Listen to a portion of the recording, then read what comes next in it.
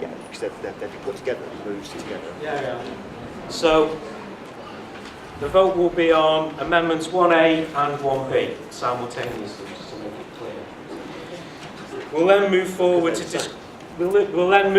to discuss the next set of amendments, and at the end, when all the amendments have been discussed and voted on, we'll vote on the substantive motion. Okay. So all those in favour of amendments 1A and B? 1A and 1B.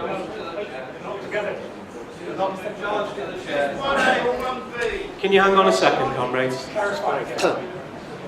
The movers of 1A and the movers of 1B got together and moved them together, so effectively they become squished together as one amendment, because they... Well, we just have. They're now... The content of both of these motions is identical, effectively. It's just a matter of work. What is the reason quickest to be separate? Well, They're not the same. Quick argument, they should be taken separately. do you want to take them separately? Okay, take them separately. Can we please have a situation where the chair chairs the meeting and standing orders committee looks after standing orders? I'm going to put it to the vote as to whether we take a separate vote on these two amendments. Let conference decide. All those in favour of taking these amendments separately, please show. All those against? That's carried. Okay. All those in favour of amendment 1A, please show. All those against, please show. That's defeated overwhelmingly. All those in favour of amendment 1B, please show. All those against, please show. That's defeated.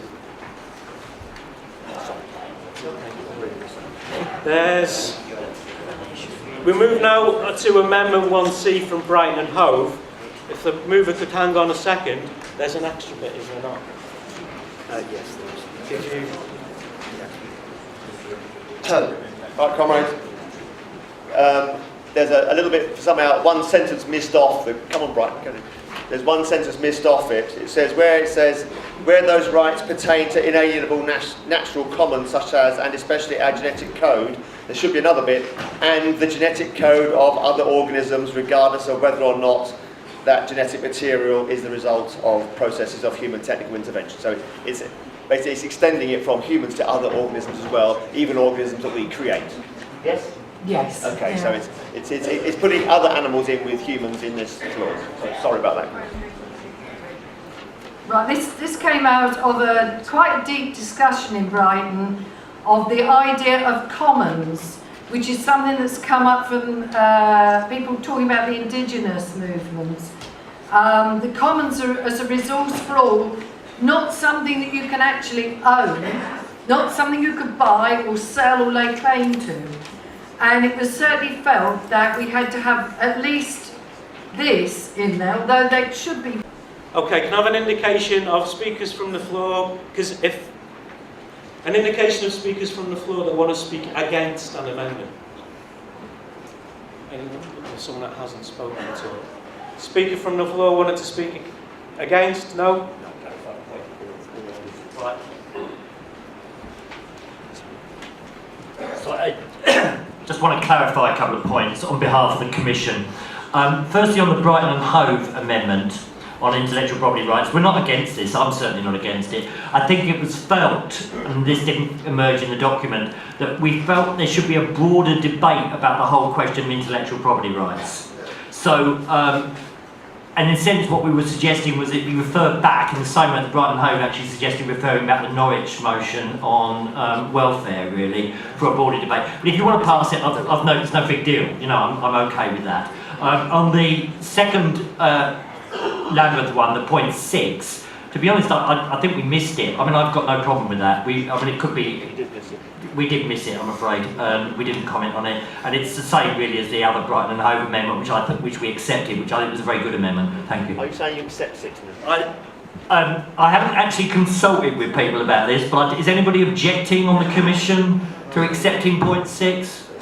Nobody seems to object. We accept point 6. that's accepted. So point 6 here. So one. Yeah, so this one, this new point 6, that's accepted. So this one, it's only 19, 32 and 34 that we need to worry about. So you just accepted that. And then the reference back thing is this one. Bear with me, comrades. Just vote on it. Just vote on it. Anyone else want to speak from the floor? However you want to speak. Favour? Yeah, fine. Yeah, favour? Someone who hasn't spoken, preferably. Okay. Well, I have to get lots of this time. I have no idea. Right, just a couple of things. The proposals from the Economic Policy Commission are very, very, very modest in my view. I think the attempts of Manchester and Lambeth to actually make them a little bit better are to be applauded. I mean, I think the issue on public ownership at the moment, we're only calling for public ownership of banks, supermarkets, etc. Even the Labour Party policy talks about pharmaceuticals and oil industry, so I think it should be fairly non-contentious that we nationalise any company that opposes the government. On the Lambeth amendments, it's very important on point 19, if you pass the present policy document on thing, you're going to say that if people reduce their hours and they're on the medium wage or above, they will take a loss of income. So what 19 is trying to do is saying, all socialist principle, if we reduce the hours of work, that we shouldn't pay the price.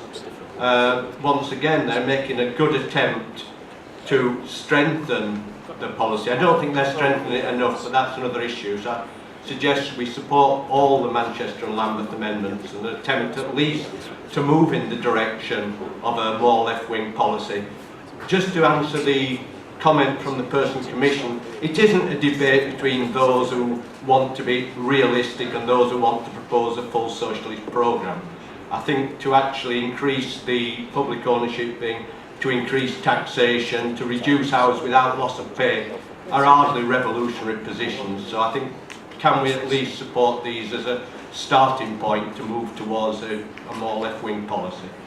Okay. Can I ask? Oh, we've got speakers wants to come in now.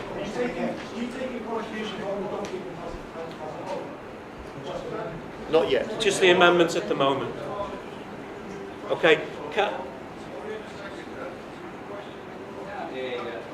It's not. I was just about, comrade. I'm not ignoring you. I just can't hear what you're saying. We're just about to do it. I was just about to do that, comrade. Right, so we're going to put there's no need for a response from the Economic Policy Commission that will be taken up. No, I mean there's no point. The amendments there's no controversy here. So, all those in favour of Amendment 1C from Brighton and Hove, please show. No, I'm sorry, it's not acceptable. No, sorry, we have the right to reply to some of the amendments. I'm sorry. And how could you say that? That's been agreed. Okay, fine. No, helping prove. On the ones that are not, we've accepted. Oh, I see some are. My understanding Some was are you'd clearly accept. contentious. Okay, no, right, sorry. no. Yeah. My misunderstanding. Misunderstanding. Can I have the person to respond Who's responding? from the Economic Policy Commission? I'll show you. Ones that we're not accepting. Okay. Salman Shaheen, Wandsworth, Left Unity and Acting Principal Speaker. Look, what we have here before us is a radical, pragmatic and above all, sellable document. On the Lambeth Amendment, I think it doesn't, in a sense it's not really too important whether the upper tax rate is 80% or 90%. What the real issue is the fact that the super rich who this will fall on are not paying this anyway. What this document contains is a very comprehensive set of proposals which, if enacted, would stamp out tax avoidance and tax evasion entirely. And on the VAT issue, VAT is a regressive tax, I agree, and actually in the document you have before you, you have a long-term aim of ultimately abolishing VAT, but it's not a short-term policy proposal. You can't do that overnight, and you can't go and sell that policy of tomorrow we need to abolish VAT. Also, What's wrong with VAT on luxury goods for the super rich? I don't understand how is that a bad money earning proposal. So that's why I would like us to have a vote on these amendments, and I don't accept them. Okay, thank you for keeping us short, comrades. Right, so we will now move to the vote on these amendments. Amendment 1C from Brighton and Hove. All those in favour, please show. All those against, please show. That's overwhelmingly carried. Amendment 1D from Manchester. All those in favour, please show. All those against, please show. That's overwhelmingly carried. They'll take this in bits. We'll take it point by point. Let's say the whole thing. Amendment 1E from Lambeth. All those in favour, please show. All those against, please show. That's carried. Sorry? You're doing point by point, aren't No. Is it moved that we do it point by point? I've got no objection. Okay, we'll do it point by point. Point 4 first. Okay. On the points from the Lambeth Amendment, all those in favour of point 4, please show. All those against, please show. That's carried. Point 19 on the 35. Oh, point 6. Oh, sorry, new point 6. Point 6. Point has been accepted. Yeah, that's already been accepted. Okay? So, point 19. All those in favour, please show. All those against, please show. That's carried. Point 32 on VAT. Yeah, point 32 on VAT. All those in favour, please show. All those against, please show. I'm going to have to call for tellers on that one. Okay.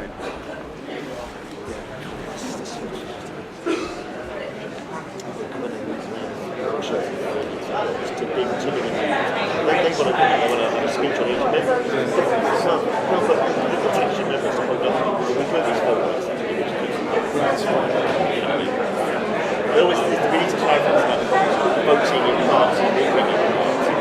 You have a huge document that you move 20 textual amendments to, and speak 20 times. Oh yeah, sorry. Oh, sorry. I thought you were going to... Comrades, Tellers in place. tellers in place. I forgot all about the actual vote there for a second. All those in favour, please show with your voting cards, please. All those in favour of the amendment? All those in favour of the amendment on VAT? That's point 32. Point 32.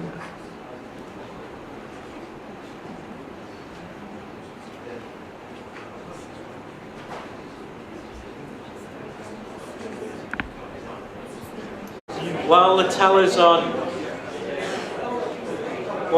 doing this count, there's a couple of announcements to make.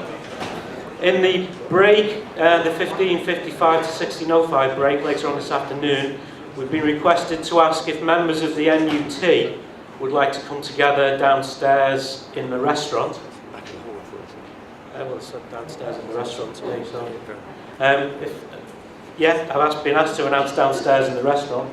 And also, at the lunch break, there will be a meeting of the Women's Caucus in the foyer outside the double doors here. That will be at 2 o'clock. 92 for. 92 against the amendment. I haven't taken votes against yet. Call for against. Yeah, I do know how to do it. Nice. Right. If we've completed the count, can comrades put their hands down now? All those against, please show.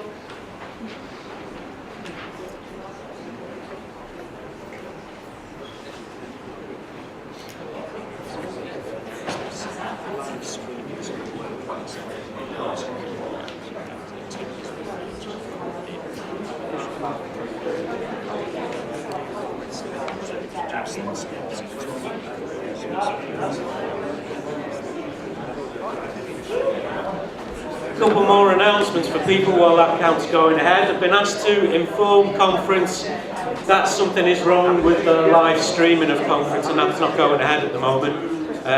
Obviously trying to do something about that, but at the moment it's not going ahead. And also, can we ask comrades to make sure that they announce themselves, introduce themselves when they get up to speak, otherwise A, conference won't know where they are, and B, it can't be recorded. I'm the same person I was at the beginning of the meeting. Jim Hollingshead from the Liverpool Left Unity branch.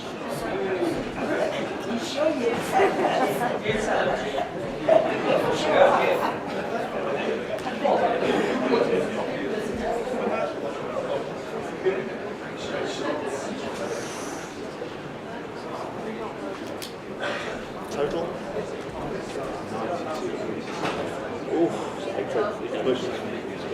It's carried. The amendment's carried. Okay, comrades, the votes on that amendments are as follows. In favour, 92 votes. Against, 87 votes. So that motion is carried. Comrades, we've got one more vote on this section, that is on point 34. On the top rate of tax. All those in favour of that amendment, please show. All those against, please show. That's carried overwhelmingly. Yeah.